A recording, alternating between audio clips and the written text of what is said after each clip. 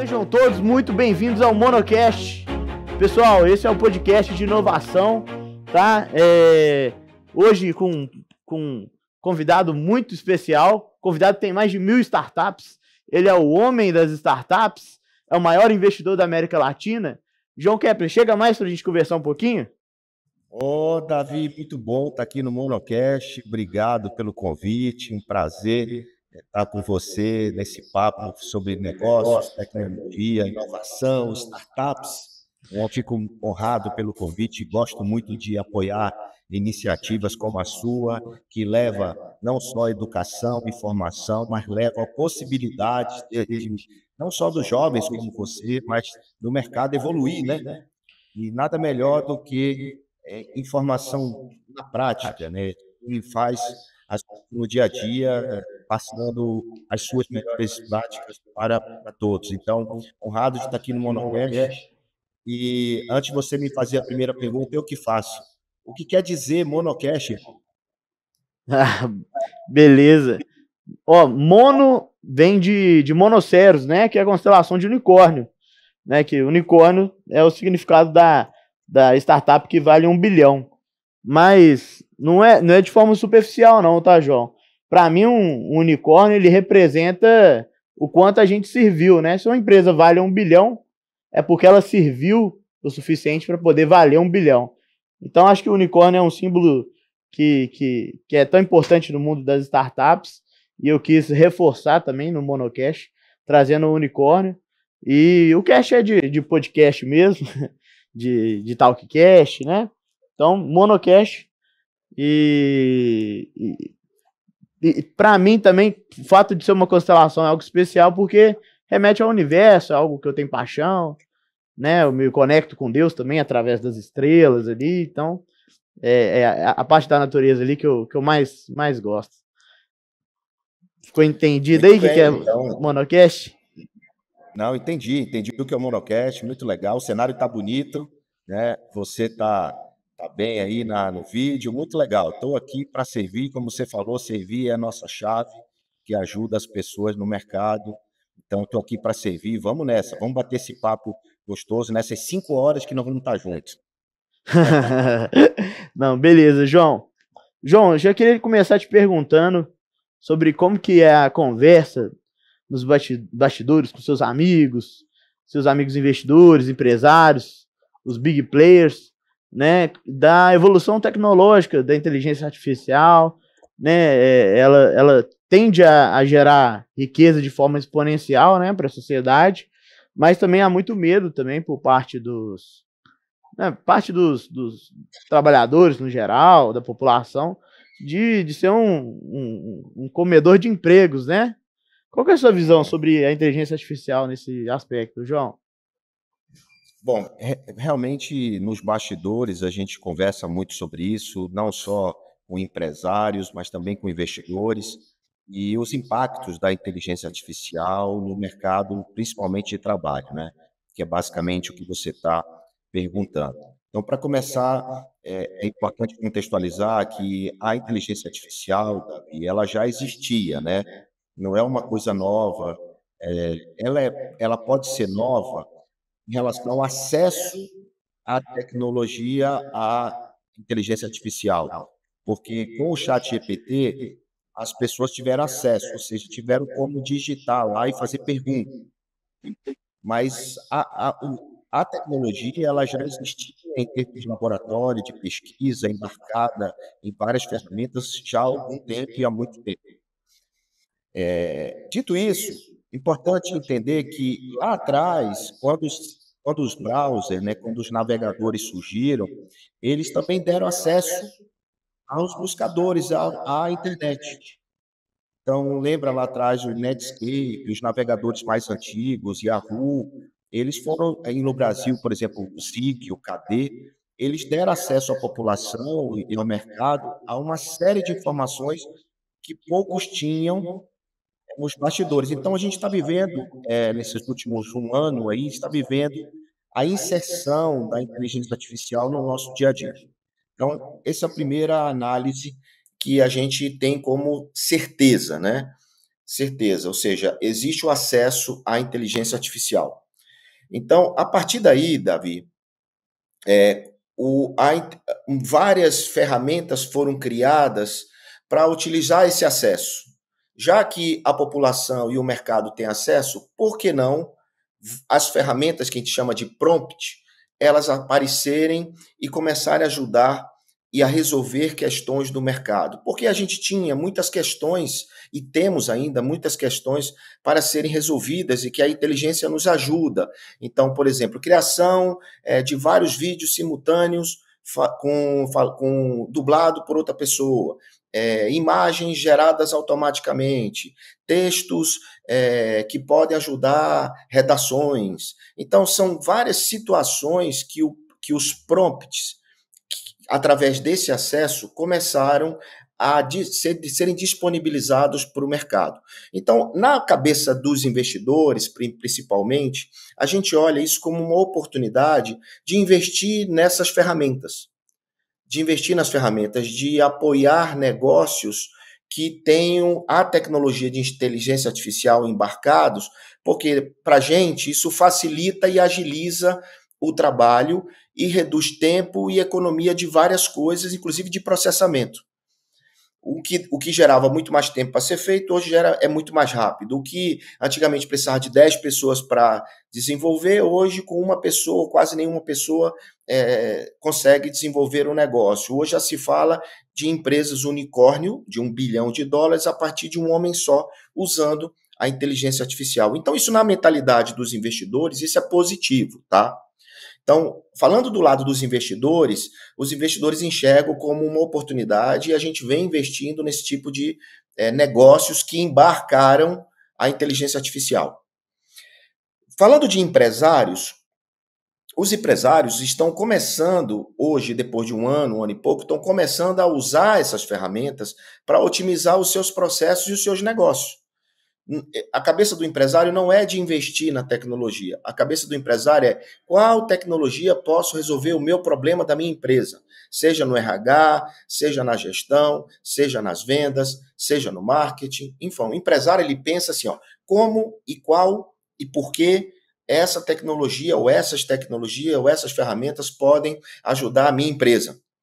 Então, a conversa de bastidores dos empresários é como, o que e por que eu vou usar essas tecnologias e essas inteligências artificiais. Então, essa é a conversa que roda em termos de empresário. Roda a redução de custo? Claro, todo empresário precisa pensar em redução de custo, precisa pensar em aumentar a receita, precisa pensar em otimizar os seus processos. Do lado dos trabalhadores, né, que você perguntou dos 3 lados, tá, Davi?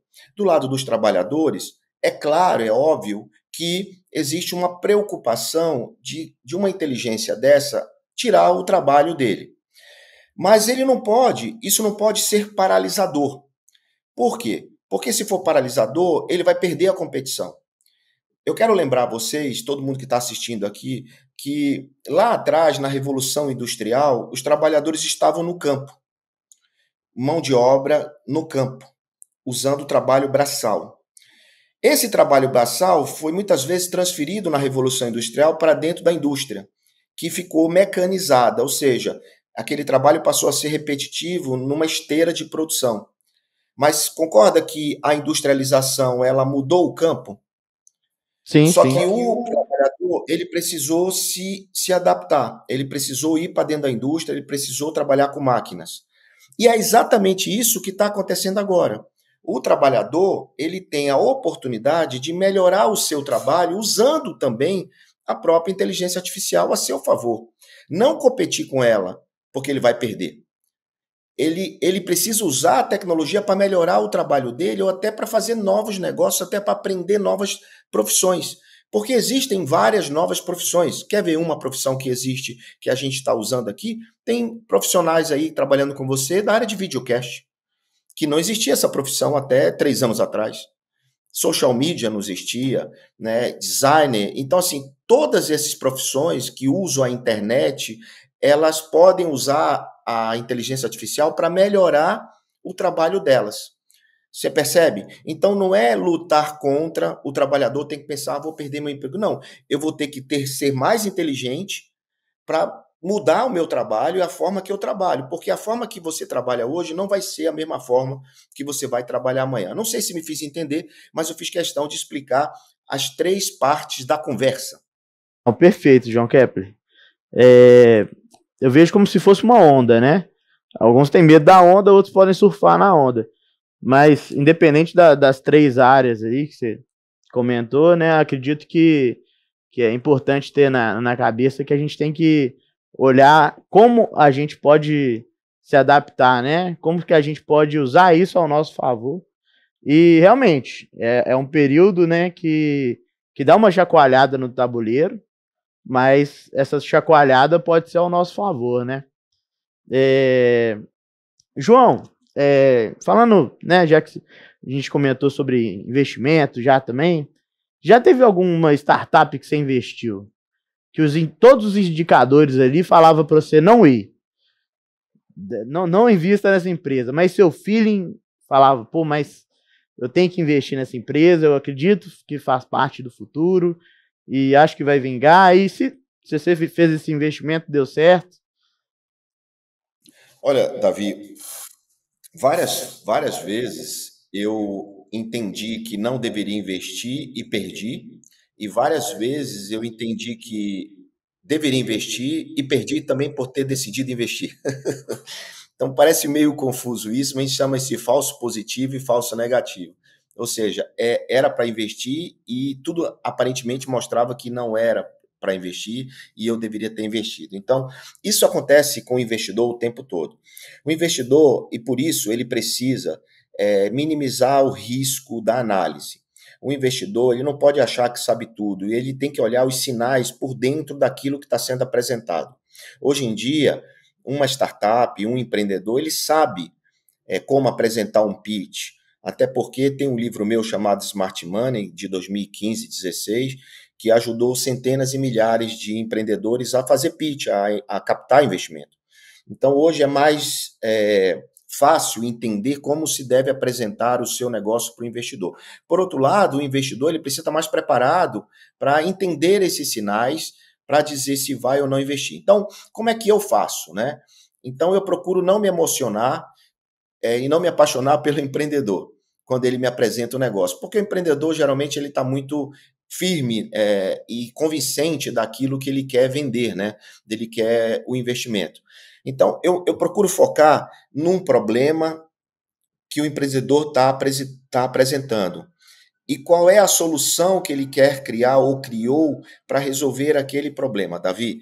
Baseado nisso, eu olho, por exemplo, quem é o empreendedor que está mostrando isso, o que é que ele já fez, de onde ele vem, qual é a capacidade dele. Não é só o que ele estudou, né, mas simplesmente qual é a história desse empreendedor para entender se ele vai conseguir entregar aquele resultado que ele está falando.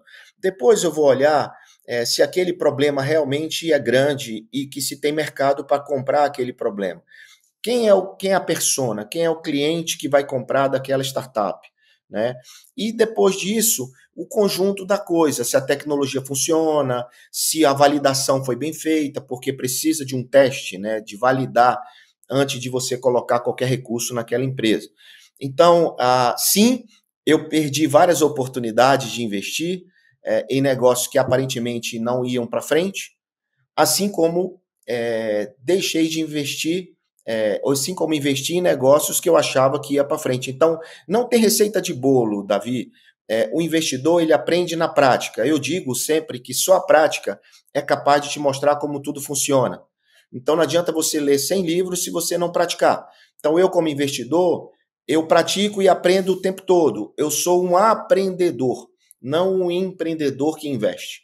Né? Então, como aprendedor, 2 orelhas e uma boca, aprendo sempre e fico corrigindo meus erros e aprimorando as minhas atividades. Mas o resultado disso, Davi, é que nesses últimos 8 anos, a gente investiu como Bossa Nova, né? Vamos falar assim, como Bossa Invest, a gente investiu em mais de 1.700 empresas, tá? E dessas 1.700, a gente perdeu menos de 100 empresas. Ou seja, perdemos muito poucas empresas. Imaginando que o Sebrae, IBGE fala declara nas pesquisas que 50% dessas empresas pequenas e dos primeiros 2, 3 anos morrem. No nosso caso, morreram muito poucas. Então, isso é sinal de que a gente acertou mais do que errou. Esses dados são muito bizarros, né, João?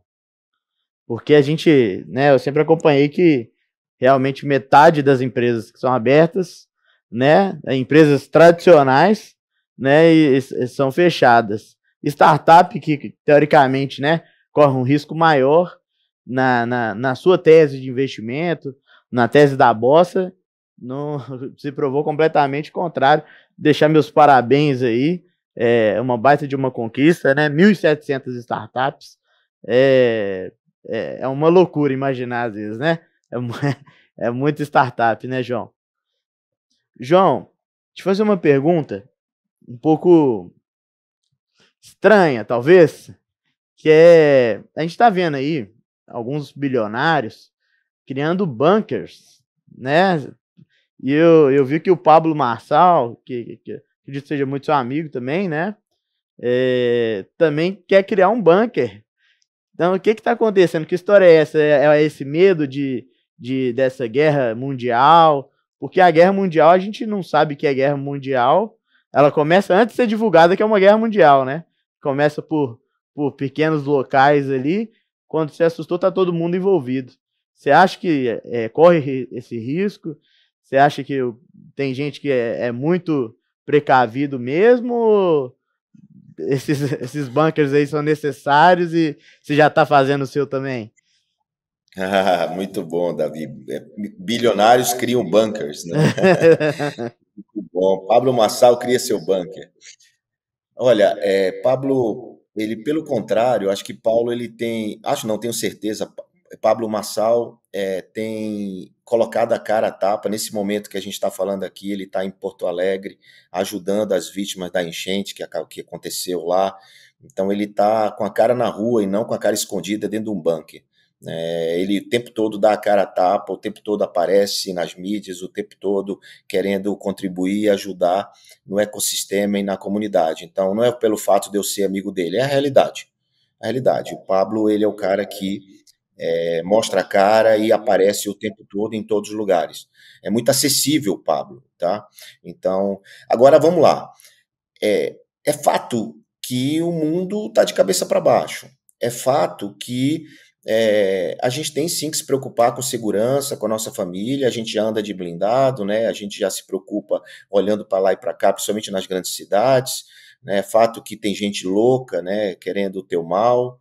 Então, eu não vejo o problema da pessoa querer proteger a família, né? Querer criar um ambiente de proteção familiar, né? De sobrevivência. Eu não vejo problema com isso. Tem muitos bilionários no mundo que já criaram os seus, né? E não tem problema nenhum o Pablo pegar o sítio dele, a fazenda dele, e criar um buraco lá e para proteção da família. Eu não vejo nenhum problema nisso, pelo contrário, né? Eu ainda não criei Viu? o meu, ainda não criei o meu, mas eu não teria problema nenhum em criar, tá, Davi?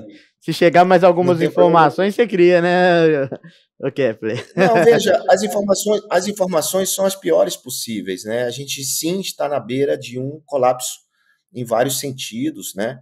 E não é tecnológico o colapso, é o uso da tecnologia para colapsar o mundo, infelizmente, né? Então, essa realidade que você está colocando, assim, ela existe, né? Ela é uma realidade mesmo, não é uma coisa, não é uma suposição da sua cabeça e uma pergunta engraçada, ela é uma realidade, né? Quem tem condições, sim, está fazendo proteção, está colocando a sua família numa suposta proteção, mas só que, veja, quem protege é Deus, né? Então, assim, Deus sabe quando acontece, por que acontece, tudo, e a gente tem que fazer a nossa parte.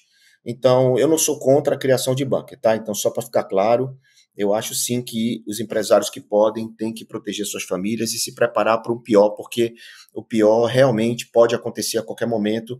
A gente está vendo ensaios de bomba atômica o tempo todo, armamento nuclear sendo mostrado publicamente. Então, isso é um sinal ruim, né? De fim dos tempos. Então, infelizmente, a gente tentar se proteger de alguma forma. Tem aquela frase, né? Se proteger do risco da ruína, né? Se tá tendo alguns ruídos que pode acontecer alguma coisa, por que não se preparar, mesmo que a chance seja até pequena, né? Não tem porquê, né? Igual o Mark Zuckerberg tem bilhões e bilhões e bilhões de dólares, por que não se proteger ali do risco da ruína, né? Acho que faz total sentido. Mas saindo um pouco desse assunto, você falou sobre tecnologia e eu tenho uma questão com a tecnologia que eu sou apaixonado pela tecnologia e eu acreditava desde molequinho que a minha geração seria a geração mais bala, porque é a geração que já nasceu com acesso à informação. Então, eu tinha muita esperança na minha geração. Gostava muito de física, já acompanhava muito o Elon Musk, desde ali 2014, 2015, desde lá desde esse tempo ele já fez grandes entregas, né, até então, mas depois aí se tornou quase um popstar, digamos assim, né, do mundo empreendedor.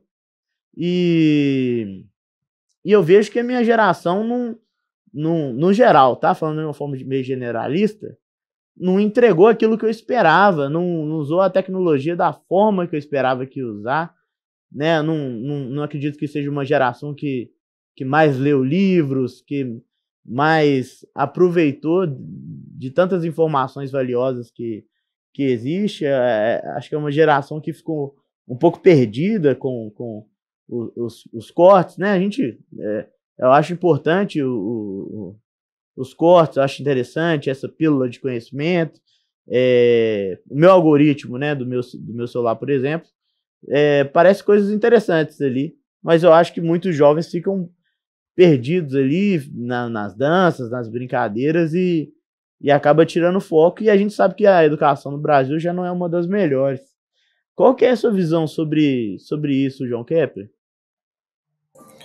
Bom, excelente análise de uma situação que a gente está vivendo hoje, que são jovens no Brasil e no mundo, né? Essa geração, eu não acredito que ela está perdida, é uma geração que está sendo impactada, a atenção dela está focada em coisas que muitas vezes poderiam ser usadas para uma outra finalidade. É fato que essa geração, os nativos digitais, que é o seu caso, ela teve acesso à velocidade e à informação de uma maneira que a minha geração não teve e de muitos que estão assistindo, e não soube aproveitar da melhor maneira, como você colocou, e eu concordo.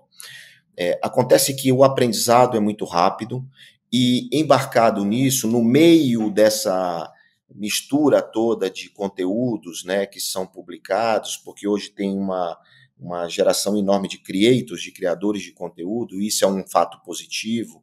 Alguns deles estão trazendo conteúdos práticos, aplicáveis, úteis para esta geração. Então, quando a gente vê, por exemplo, TikTok do tipo 3 passos para aquilo, 5 passos para aquilo outro, 10 passos, acesso à ferramenta tal, isso é uma forma de educação e de impactar positivamente esses jovens, né? Porque os jovens eles estão pouco pacientes para conteúdos mais longos, como livros, por exemplo, né? Eu não estou falando generalizando, mas eu estou dizendo que a grande maioria quer conteúdos mais curtos, não tem paciência de ouvir um podcast, um videocast de 1 hora. Eles querem negócio de segundos, 20 segundos, 30 segundos. Né? Então, a formatação dos cortes através de um conteúdo direto é o que chama a atenção desses jovens.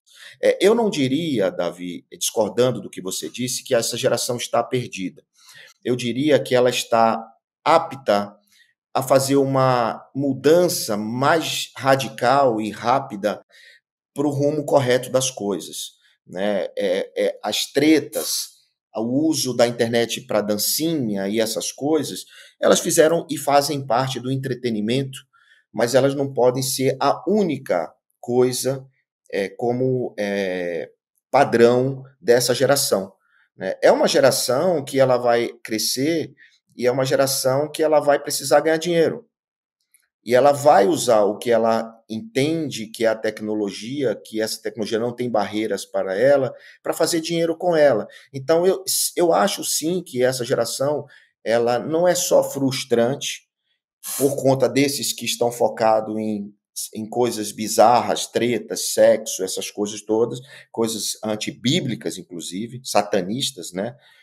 Mas eu acredito muito que a tecnologia ela facilita com que essa pessoa, esse jovem, mude rapidamente e consiga entrar no rumo que ele precisa, que é aprendizado correto, e esse jovem vai ser pai um dia, então ele vai sentir na pele o que é uma educação de um filho e o que precisa fazer. Então, não, eu não acho que a geração está perdida, eu acho que a gente precisa se adaptar mais rapidamente a tudo que está acontecendo, e nós, mais velhos, precisamos entender isso e respeitar o time dos filhos desta geração. Então, você, por exemplo, que é um jovem nessa geração, resolveu fazer este videocast. Ou seja, você faz parte desse grupo, mas você está numa curva, você é um outlier, você é um ponto fora da curva, né? Onde você está trazendo um tipo de conteúdo diferente para um público que pode ser um público da sua idade ou não, né? Onde você conversa com essa idade. Então, quando você me convidou para esse podcast, a primeira coisa que eu pensei foi, vou falar para uma geração mais nova, apesar de saber que tem pessoas da minha idade assistindo aqui. Então, eu concordo que existem muitas distrações e, normalmente, a facilidade de acesso traz distrações, muda a atenção, mas, por outro lado, eu acredito que é uma oportunidade para a nossa geração e até para da sua geração que já entendeu isso, tratar a retenção desse jovem para um outro lado. Ou seja, buscar a atenção dele para manter a retenção dele para um outro lado melhor, para que ele possa prosperar, não só para ele, mas para a vida dos outros, seja através do espiritual, seja através de técnica, seja através de negócios, através do dinheiro, que é uma moeda que fala alto, que grita, né? Então, como ganhar dinheiro? Então, por exemplo, hoje, rapidamente, só para encerrar a sua pergunta, quantidade de oportunidades que esses jovens têm de virar afiliados, de ganhar dinheiro com dropshipping, de fazer coisas no digital, é gigante, né? Gigante. Que não tinha isso lá atrás. Então, eles têm outras oportunidades hoje de ganhar dinheiro. Ou seja, aqui nesse podcast, por exemplo, você pode criar um game, se ele repostar tal coisa, ele ganha tal coisa, um livro do João. Então, assim, isso a gente não tinha, entendeu, Davi? Na minha época, era muito mais difícil fazer esse tipo de coisa. Então, hoje, vocês têm essa facilidade e tenho certeza que essa geração não está perdida. Bom, já que você já deu um insight aí, não foi combinado, tá, pessoal? Mas eu vou sortear um livro do João. Talvez o Se Vira Moleque? Faz sentido, João, pela conversa? Não. A Se Vira Moleque é um livro para pais, não para filhos. Eu acho que o mais legal é você sortear ou o Inevitável ou o Smart Money. Beleza. Ou Vou os sortear os dois. Acho que faz sentido Só tem sortear dois. os dois. E se, eventualmente, a gente perceber que tem muitos pais aí, a gente coloca o Se Vira Moleque. É só o cara também. escrever nos comentários, né? Aí, eu sou pai, eu quero vai o Se Vira ser, Moleque. A gente vai ser manda. pelo Instagram. Basta escrever nos comentários aí que a gente vai lendo depois. João, você falou, né? Desculpa aí, mas vou completar minha linha de raciocínio. Mas é bom demais te ouvir falando, cara. É bom demais te ouvir falando, explicando as coisas, né? Quando eu tive a oportunidade de te conhecer pessoalmente, essa magia, né, chega a ser maior, porque é diferente alguém que opina, né? Opina na sua vida, né? Você está fazendo algum projeto, alguma startup, algum projeto menor, enfim. Uma pessoa opina, só que ela nunca fez isso, ela nunca fez nada. Acho que a minha geração, né? A geração que acabou optando por trabalhar com a internet, trabalhar com o mundo digital, ela se sentiu um pouco sozinha nesse quesito, porque as pessoas mais velhas ali, normalmente, não entendiam o que a gente está fazendo, né? Às vezes eu estava no computador, trabalhava de casa, E a avó chegava e perguntava, e aí, você não vai trabalhar, não? Ela não entendia que você estava trabalhando ali. Muitas coisas mudaram, né? A pandemia acelerou, acabou acelerando isso daí. E você já tem uma mentalidade de sempre adaptar, né? Eu lembro que eu estava conversando com um rapaz lá em Maceió, e você começou a me ouvir falando, eu fiquei pensando, por que o João Kepler tá me ouvindo trocar ideia aqui? Para mim não fazia sentido. Como é que funciona esse mindset seu, João, de escutar pessoas diferentes e realmente escutar e entender e refletir? Você pode explicar um pouquinho sobre como é que funciona o seu cérebro? Davi, a minha mentalidade, ela é uma mentalidade de aprender. Sócrates dizia lá atrás, só sei que nada sei. Então, isso eu levo para a minha vida. E os jovens, e eu tenho 3 jovens dentro de casa, 25, 23 e 19, ou seja, 20 agora, que a Maria fez 20 anos ontem, a minha filha mais nova de 20, eu aprendo muito com eles. Mas por quê? Porque eu entendi que eles podem me ensinar, então eu abri minha cabeça para isso. Não foi fácil, não é fácil.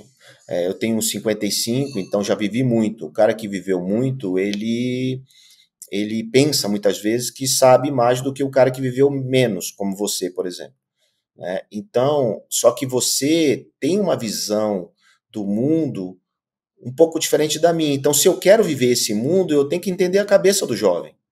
Eu tenho que entender como pensa o jovem, como ele se comporta o jovem. E vou aos poucos adaptando não só a minha mentalidade, mas tentando corrigir a dele, tentando corrigir a sua. Então, ao passo que eu vejo você falando, e foi por isso que eu estava ali te ouvindo, porque eu queria saber o que você fala, quais são os assuntos, o que você valoriza, o que você. Qual o caminho que eu tenho para, por exemplo, conversar com seu pai sobre você, né? Assim como eu busco um caminho para conversar com os meus sobre o mundo deles. Então, eu sou um cara que aprendi a aprender. Então, se eu puder dizer como funciona a minha cabeça, eu sou aprendedor, como eu já falei. Então, por isso, eu ouço o tempo todo, 2 orelhas e uma boca, no sentido de ouvir mais do que falar. E o que eu faço? Eu não sou um cara que, pelo fato de saber mais, eu retruco. Não. Eu sou um cara que, quando eu não concordo, eu tento entender os porquês.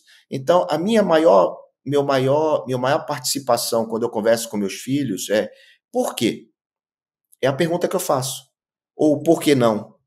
Aliás, Davi, quando um jovem coloca o porquê na frente, a resposta pode transformar a vida dele para sempre. Então, por que eu existo? Por que eu faço o que eu faço? Por que aconteceu isso comigo?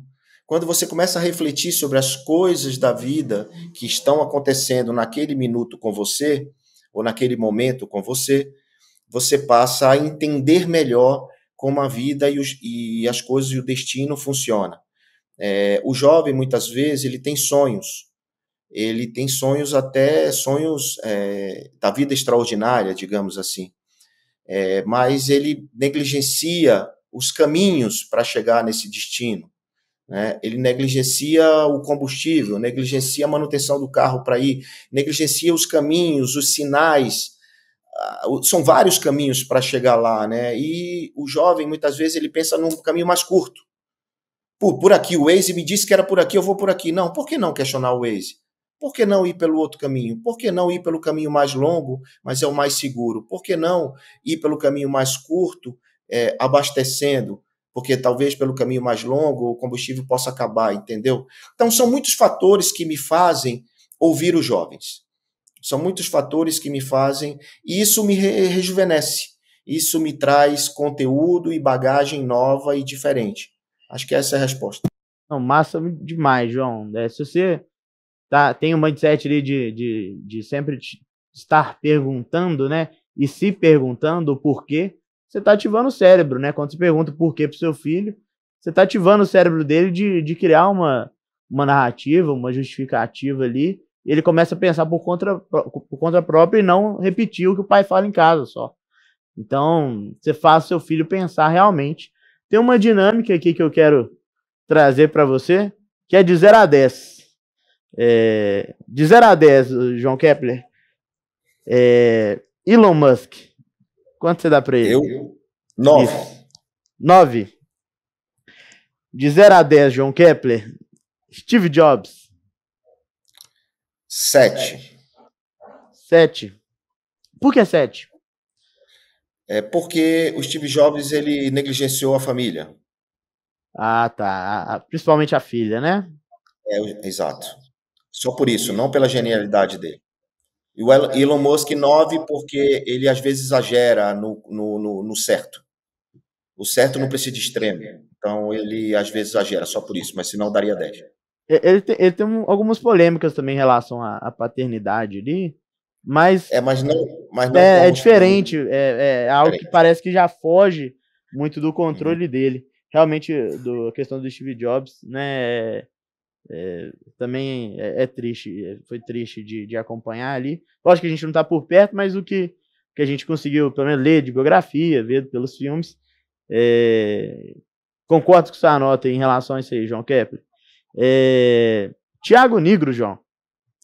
Thiago Nigro é um brother, né? De 0 a 10, Thiago Nigro. Para finanças, eu digo 9, quase 10, 9,5, vai para 10, que na amizade, às vezes, pelo fato dele, eu vou dar 8, que ele poderia ser estar mais junto da gente, mais brother. Né? Às vezes ele está se isolando. Fica a cobrança aí, né? Fica a cobrança, mas eu gosto muito dele. É um filho, é um querido. E Pablo Marçal? Pablo Marçal, 9, porque como o Elon Musk é um gênio e às vezes exagera. Não, perfeito. De nome está bom, né? Vamos ficar só com esses por enquanto. João, vou te indagar aqui para vir para Belo Horizonte depois, a gente fazer esse papo pessoalmente. Vou ir para São Paulo também, quero participar dos eventos que você tiver presente. Faço questão. Tá aí em São Paulo compartilhando energia aí com você e também com todos vocês, né? A equipe, sua equipe, com o seu filho, com o Theo, com o Davi, com a Maria, são todos, a Cris também, todos seres humanos incríveis. Parabéns por você, pelo seu sucesso, pela sua família. E desejo tudo que há de bom nesse mundo para você, tá bom, João? Davi, eu que desejo mais sucesso para você. Parabéns pela iniciativa do Monocast. Parabéns por ser esse jovem que quer fazer a diferença na vida das outras pessoas, né? E servir, tá aí dando seu tempo, servindo, buscando seu espaço independente, né? Apesar do seu pai ter muitas condições, você buscou seu próprio destino. Isso não quer dizer que você não apoie ele, isso não quer dizer que você não vai estar do lado dele, ou até mesmo trabalhando nos negócios que ele tem. Por quê? Qual o problema? Nenhum, né? Então, mas aí você está aí servindo, ajudando, querendo aprender cada vez mais. Parabéns pela sua evolução. Eu conheci você lá atrás e o que você é hoje é realmente muito diferente, a sua postura, suas iniciativas. Então, deixo aqui meu aplauso. E todos vocês que assistiram, fiquem à vontade para comentar, me criticar, dizer que eu estou errado, porque só assim a gente aprende, né? E também compartilhe esse conteúdo para que o Monocast chegue para mais jovens, mais empresários e ajude os empresários brasileiros a mudar a mentalidade, porque só assim ele vai conseguir manter o negócio e ganhar dinheiro. Tem muitas formas de ganhar dinheiro hoje, muitas novas fontes de receita, novos modelos de negócio.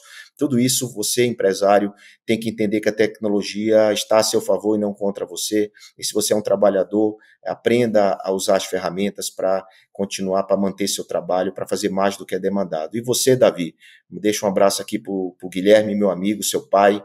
Eu não estou aqui por ele, estou aqui por você, pelo que você representa, pelo que você está fazendo, e conte sempre comigo. Quero sim, vou presencialmente aí no seu podcast, fazer mais um papo presencial para a gente bater bola, bota mais uma poltrona aí, que eu vou sentar aí com o maior prazer e vou responder as perguntas. Todas que você fizer, sem esconder nada. A primeira coisa que eu te disse quando a gente fez essa gravação foi: não corta, não edita, vai direto, que se eu errar, deixa o erro e use isso como corte, Exatamente. Deixo um abraço aqui Exatamente. para a tua equipe que está aí por trás das câmeras. Obrigado pelo trabalho de vocês e um beijo. Fiquem em paz e com Deus. Obrigado, João. Que bom que você foi o primeiro, né? O primeiro a colocar sua energia aqui no Monocast, né? Ser o primeiro convidado, eu acho que é um triunfo. É como se já começasse, né, jogando com o Real Madrid. Só que a diferença é que eu tô jogando não contra o Real Madrid, do lado do Real Madrid, né? Então, tamo junto sempre, tá? Conte comigo também para conversar, para a gente poder falar de negócios, enfim, vou sempre estar à disposição, porque eu sou muito grato às coisas que você falou, às coisas que você fez que impactou diretamente na minha vida, tá bom, João? Então, encerrando aqui agora o podcast, obrigado pela sua audiência. Pessoal, por favor, dê críticas. A gente precisa de críticas para poder crescer, como diz o mestre João Kepler. Então, o que você acha que poderia ficar mais legal no programa? A gente quer trazer informação de qualidade, a gente quer trazer informação que realmente agregue no seu dia a dia e que esteja relacionada à inovação, à nova economia, né? Mas esse podcast aqui não é feito para empresários ou para investidores, é feito para pessoas que querem evoluir e entender como funciona o mundo ao seu redor. Então, se você é esse tipo de pessoa, se você gostou da causa, compartilha esse vídeo, segue em todas as redes sociais e estamos juntos. E esse é o começo de uma longa estrada e de bastante energia que vamos colocar aí, tá bom? Valeu, cidadão! Tamo junto!